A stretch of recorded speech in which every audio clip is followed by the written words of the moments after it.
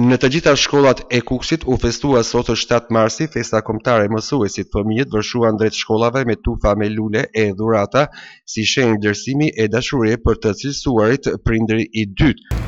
Çfarë ke dhuruar zyshës për 7 marsin? Një lule dhe një çokoladë. Çfarë është 7 marsit? 7 marsi është një festë dyta e mësuesës. Si e festoni 7 marsin në shkollë? Me muzikë, me gjëra.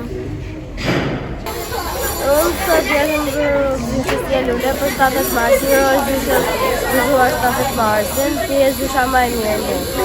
Ne në 7 mars kemi një mëngjes shumë të gëzuar, sepse është dita e mësuesit.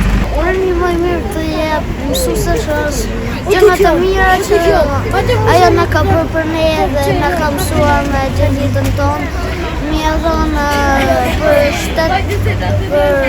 7 marsin edhe mi e dhënë gjithçka, çokolata, këto gjona, lule, çfarë të dojë mësuesi që i pëlqen.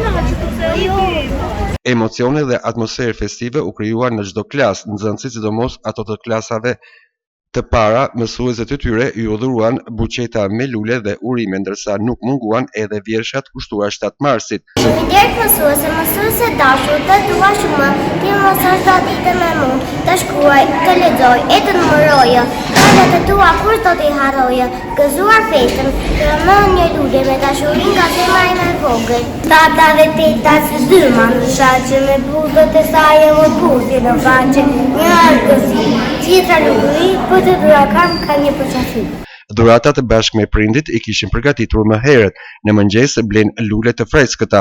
Shumica e dhuratave dhe porosive të mëdha që kemi pasur janë lulet, kryesisht, ka dhe gjëra tjera, por kryesisht janë lulet, si në kompozime, buqeta, qoftë edhe lulet teke për fëmijët, cilët janë kopshte qertë gjithashtu dhe fillore. I kanë pas të personalizuar me emrin e mësuesve apo na trego pak si kanë kërkesat? Përveç buqetave, ka edhe porosit të tjera, sigur janë gurë vulkanik, mirënjohjet. Ato kryesisht janë bërë me urime të shkruara nga vetë nxënësit ose dhe me dedikime, cilat u përputhen mësuesve ose karaktereve të ndryshme të mësuesve. Dita e 7 marsit është kthyer në një festë për nxënësit në të gjitha shkollat e Kukësit, të cilët organizuan aktivitete të shumta në shenjë falënderimi për mësuesit për punën që kryen në edukimin e brezit të ri.